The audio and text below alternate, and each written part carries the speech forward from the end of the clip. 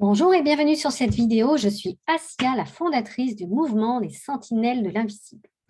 Aujourd'hui, j'avais envie de tout simplement traiter le sujet de qui peut devenir thérapeute. C'est une vaste question. Il y a beaucoup de choses à dire, mais bon, je ne vais pas chercher à vous noyer dans les différentes réponses, mais il y a certains éléments qui, pour moi, me semblent essentiels et dont je vais simplement aborder euh, les axes. Dans un premier temps, les personnes qui sont attirées par la guérison sont pour moi des gens qui sont effectivement en phase d'être thérapeute. Donc, ça veut dire que la mission de guérison est quelque chose de très important. Il faut avoir une sorte d'appétence, une sorte d'attirance pour cette dimension-là.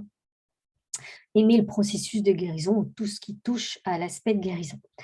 La deuxième chose, c'est que pour moi, un thérapeute doit absolument avoir une capacité à se remettre en question, une capacité d'introspection dans le but de se nettoyer intérieurement. Pourquoi? Parce que, encore une fois, avant d'aller pouvoir nettoyer les casseroles des autres, on a besoin de pouvoir aller nettoyer nos propres casseroles pour éviter de faire des projections et pour éviter que nos perceptions, notre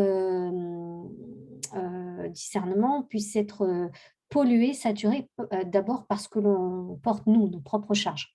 Donc, on a besoin d'élaguer, on a besoin de nettoyer pour pouvoir voir plus correctement et avec discernement ce qui se joue sur nos clients ou patients. Donc ça, c'est la deuxième chose. Et puis, la troisième chose, c'est qu'il y a souvent des phénomènes de résonance. Ça veut dire que on peut être amené à attirer des gens qui ont les mêmes charges que nous. Alors, si on n'a pas su nettoyer ces fameuses charges émotionnelles, ça va être compliqué d'aller aider quelqu'un qui a la même charge. Si on n'a pas su le faire pour nous, on n'est pas capable de le faire pour les autres. Donc, en quelque sorte, c'est comme une sorte de leurre. Donc, l'idée, c'est vraiment de donner la primauté et de l'essentiel de notre effort doit être dans le travail d'introspection, dans le nettoyage intérieur.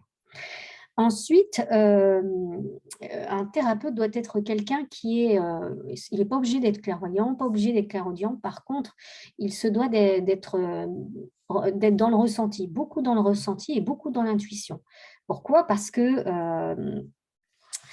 ça fait partie des attentes, en fait, de pouvoir capter, de pouvoir sentir des choses au niveau des corps subtils, de ressentir l'énergie et de pouvoir discerner les énergies qui se jouent sur la personne qui vient nous consulter.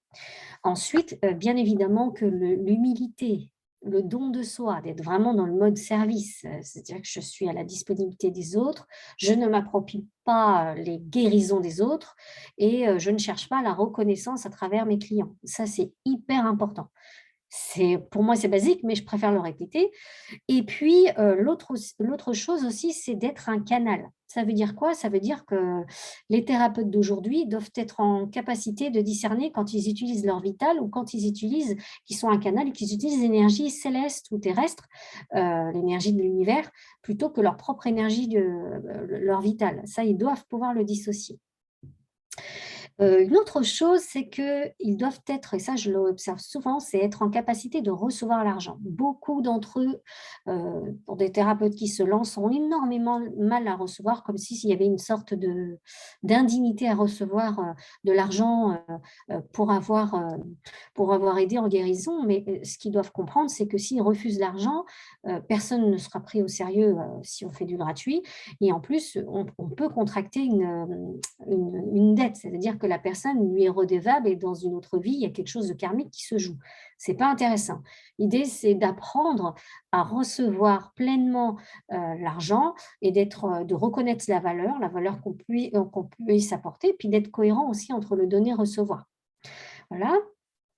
Ensuite, ce que je voulais, oui, aborder, c'était le point de l'autorisation. Ce n'est pas parce qu'un client vient vous voir et qu'il demande une guérison spécifique que forcément ça vous autorise à agir sur lui. Ça veut dire quoi? Ça veut dire qu'avant de pouvoir intervenir, même si c'est le client qui le demande, vous devez demander l'autorisation là-haut. Parce que si cette personne est en train de traverser quelque chose de karmique ou qu'elle est en train d'apprendre quelque chose de très important et que vous lui ôtez son levier de croissance, karmiquement parlant, c'est vous qui allez avoir des ennuis. Donc, c'est un peu dommage. Donc, c'est toujours travailler sous couvert des cieux. Ça veut dire quoi? Ça veut dire que d'une manière ou d'une autre, vous vous mettez à la disponibilité des personnes qui viennent à vous, à ceux qui vous sont confiés, et vous agissez, mais toujours en demandant l'autorisation. Et si toutefois ça ne doit pas avoir lieu, que ça puisse être purement et simplement annulé, de manière à ce qu'il n'y ait pas de conséquences. OK. Et dernièrement, enfin, une dernière chose, c'est surtout d'acquérir le discernement dans la guérison. Ça veut dire quoi? Ça veut dire être en capacité de discerner ce qui vient du mental, ce qui pourrait, venir de différentes suggestions, que ce soit de votre client ou d'autres, et que vous puissiez être en capacité de passer dans le mode intuitif. C'est-à-dire qu'à un moment donné, la technicité, c'est bien, mais courir après de multiples outils, c'est peut-être pas ce qui vous est demandé. Vous êtes thérapeute, vous êtes donc là pour être un canal en énergie pour permettre la guérison, l'activation, de la guérison chez votre, client, chez votre patient. Donc l'idée, c'est que vous puissiez à un moment donné basculer dans un mode où, vous devenez canal et vous entendez vos guides spirituels les plus élevés vous aider, vous orienter. On va dire que la technicité, elle a lieu elle est là qu'à un moment donné, que pour rassurer le mental, mais on vous demandera d'aller plus loin. Si tous ces aspects vous parlent, si tous ces aspects font écho, il y a fort à parier que vous êtes appelé pour devenir un véritable thérapeute de lumière. Donc voilà ce que je voulais vous dire concernant cette question, en espérant vous avoir aidé. Je vous dis à très bientôt et au plaisir.